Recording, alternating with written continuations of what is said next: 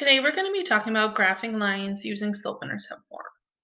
We have the equation here, y equals 2/3 x plus 3.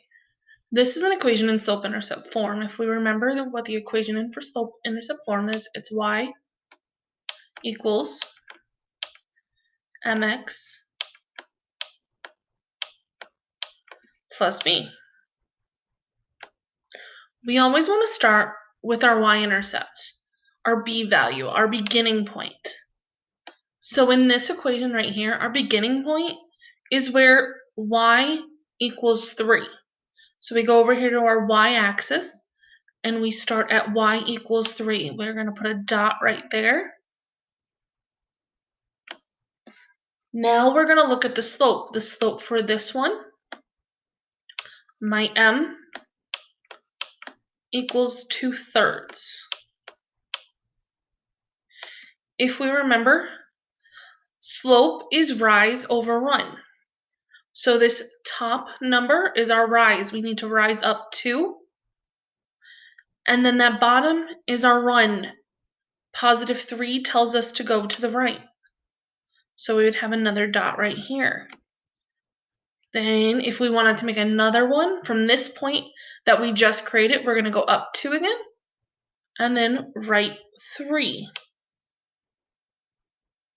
Since we have 3 points, you can create a line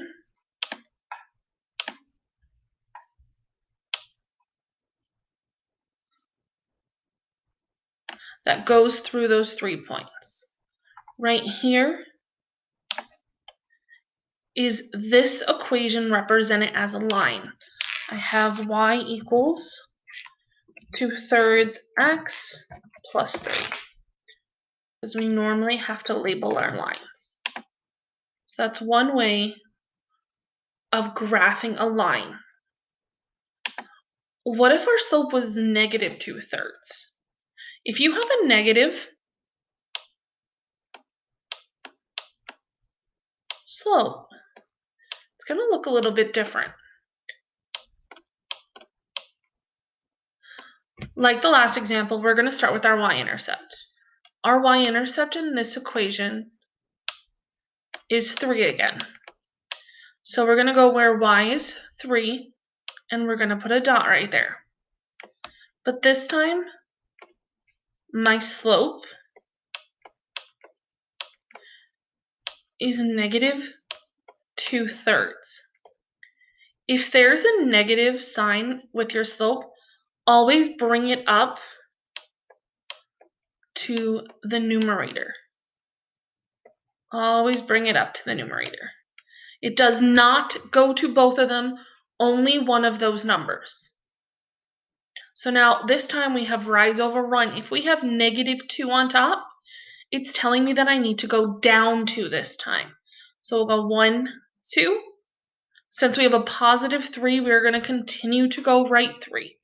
So we went down 2, right 3.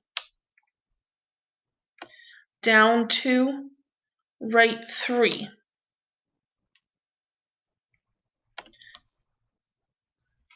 We're going to connect those dots.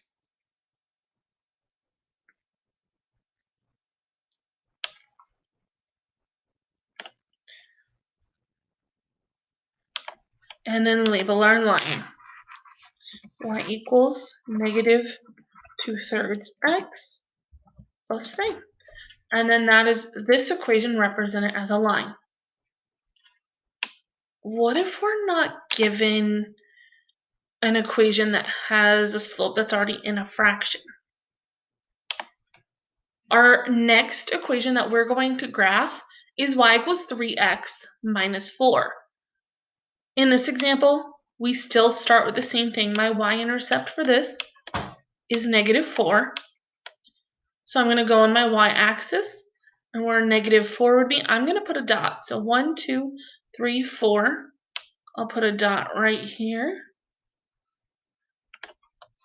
Then I look for my slope. My slope is going to be m equals 3. But it doesn't look like the other one. This is just a whole number 3. If you have whole numbers, you need to force them into a fraction. It doesn't change the number at all. We just need to make it into a fraction. To make 3 into a fraction, I need to put 3 over 1. So my slope, my rise is 3.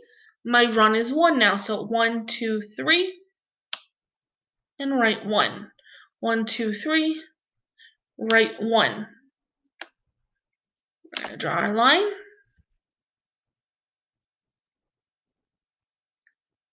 1, 2, 3.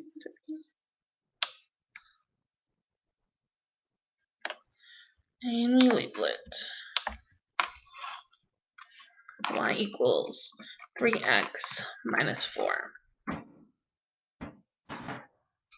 For this example, it's the same y-intercept. The only thing that's different is our slope. So we start with our y-intercept, which is negative 4 again. We go down here, 1, 2, 3, 4. Put our dot right there at 4.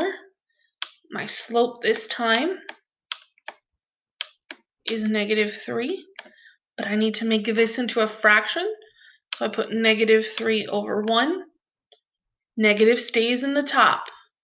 So now this time it's telling me I'm going to go down 3, write 1.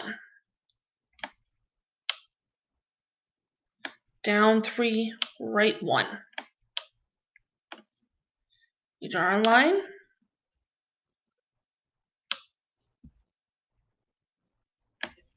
And we label.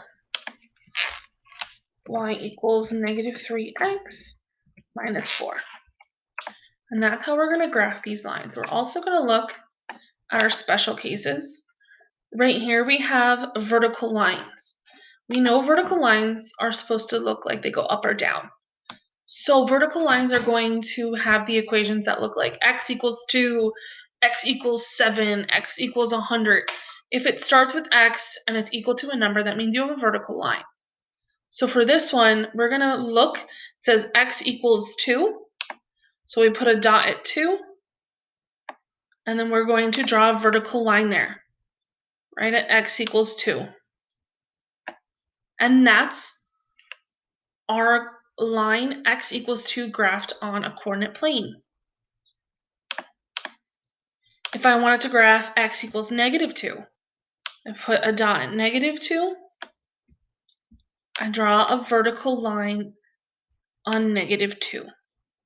And I just graphed x equals negative 2 right here. Our last example is going to be horizontal lines. We have y equals 2. Horizontal lines look like they go like the horizon. So we'll go to where y equals 2.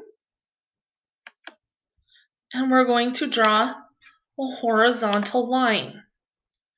We're going to draw a horizontal line. If we had y equals negative 2, we go to where y equals negative 2, and we draw a horizontal line.